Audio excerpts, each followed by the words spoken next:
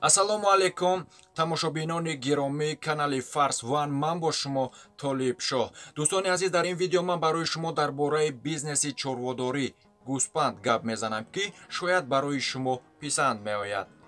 шумо пеш аз харидорӣ кардани қушқорҳо бояд аввал ҷои онҳоро омода кунед ки қушқорҳо зананда мешаванд. шояд дар вақти поиш ба якдигар ҷароҳат расонанд. барои ин ҳолат рӯй надодан ҷои ҳар яки дутои онҳоро дарозиаш ба 1.30 бараш ба 1 метр ҷудо карда шавад. вақте ки шумо ин корро кардед, анакнун диққат кунед, боз як бори дигар диққат кунед.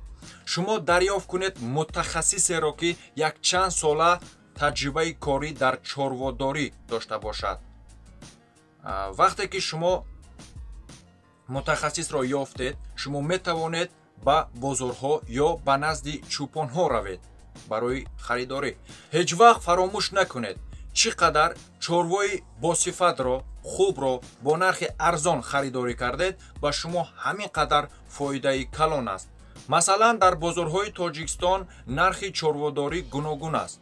ба мисол меорем, 50 килограмма гӯсфанд арзишаш 1300 сомон, 80 килограммаш 3000 сомон, 100 килограммаш 3500 сомон, 110 килограммаш 4000 сомон, 120 килограммаш 5000 сомон арзиш дорад.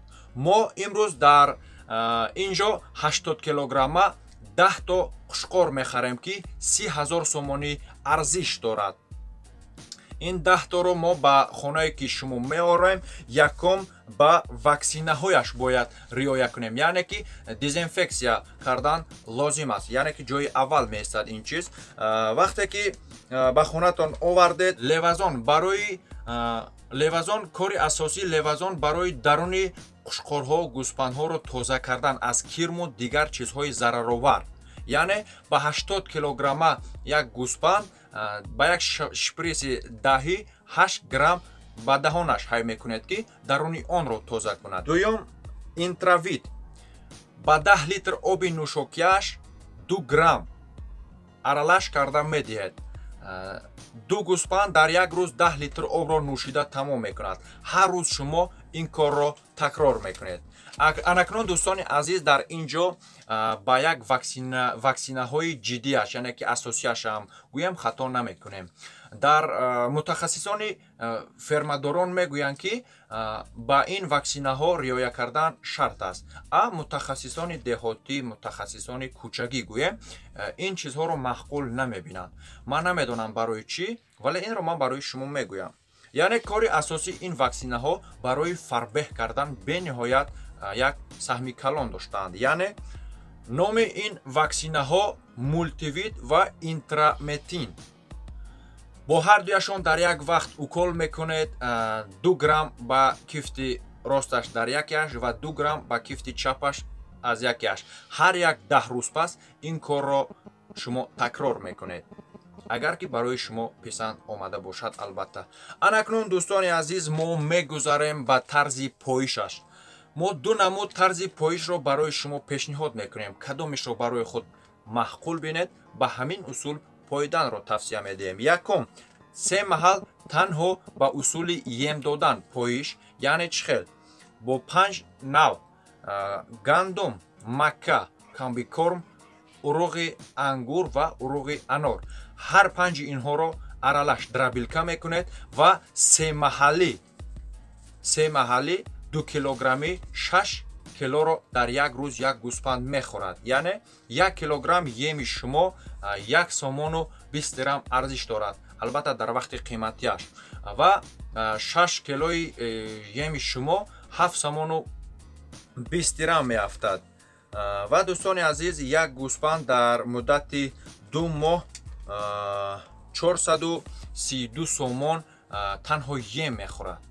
ва пилус барои ваксинаҳо як 20 сомони дигар гӯем, хай камакак аз 50 сомон зиёдтар мешавад, яъне 450 сомон дар муддати 2 моҳ як гӯспанд ем мехӯрад.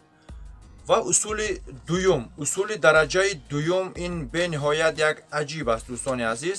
шояд барои шумо ин усул писанд ояд. худи ҳамин емҳои гуфтем дар ин ҷо ба онҳо 2 килограммӣ не 1 килограмми ем медиҳем ва 1 килограмми ем диҳем дар муддати 2 моҳ, яъне ки 1 килограмми дар як рӯз 3 маҳал ем мехӯрад. Ин дар муддати 2 моҳ 216 сомон мешавад. 216 сомон танҳо фақат ем мехӯрад ва як пресси беда 20 сомон арзиш дорад. Як гӯсфанд дар муддати 10 рӯз каме зиёдтар як прессро тамом мекунад ва дар муддати 2 моҳ 120 сомон танҳо пресс мехӯрад. Анакнун ҷамъаш 216 сомон ем мехӯрад, 120 сомон пресс мехӯрад ва 20 сомон барои ваксинаҳояш гӯем, яъне дору ворию дигар бало батар. Анакнун ҷамъаш 356 сомон ба усули тарзи дуюм ва усули тарзи якум 450 сомон. Фарқият дар ин ҷо медонед 100 сомон шуда истодааст. шумо кадомешро ба худ маъқул бинед ва ба ҳамин усул фоидан гиред. анакнун дӯстони азиз, шумо ки 2 моҳ поиш додед ва қушқорҳои шумо, гӯспандҳои шумо ки тайёр шуданд барои фурӯш, шумо албатта онҳоро фурӯхтан метавонед. Анакнун ҳар як қушқори 80 килограммаи шумо 3000 сомон арзиш дошта буд ва инро дар муддати боз 2 моҳи дигар 450 сомон боз шумо ба ӯ сарф кардед. ҳамагӣ як қушқор 3450 сомон барои шумо афтид. анакнун вазни ин қушқорон аз 110 то 120 килограммӣ шуданд. анакнун шумо 10 қушқори худро 110 килограммӣ фурӯш медиҳед, яъне 4000 сомонӣ 40000 сомонӣ мешавад. фоида дар ин 5500 сомон мешавад.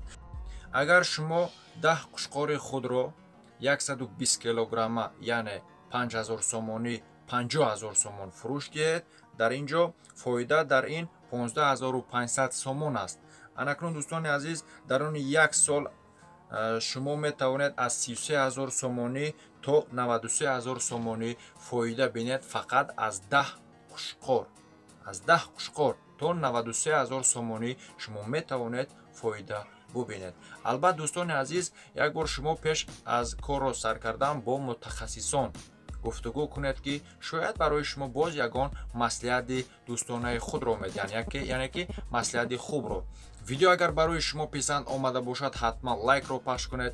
дар канали мо меҳмон бошед, подписатсия колоколчикро пахш кунед ки видеои навбати мо албатта барои шумо якум ояд. дар комментария фикру ақидаи худро нависед, ба ёру дӯстон инро равона кунед. боқӣ монда дӯстони азиз, дар паноҳи Аллоҳ бошед. мо бо шумо ҳастем, шумо бо мо монед.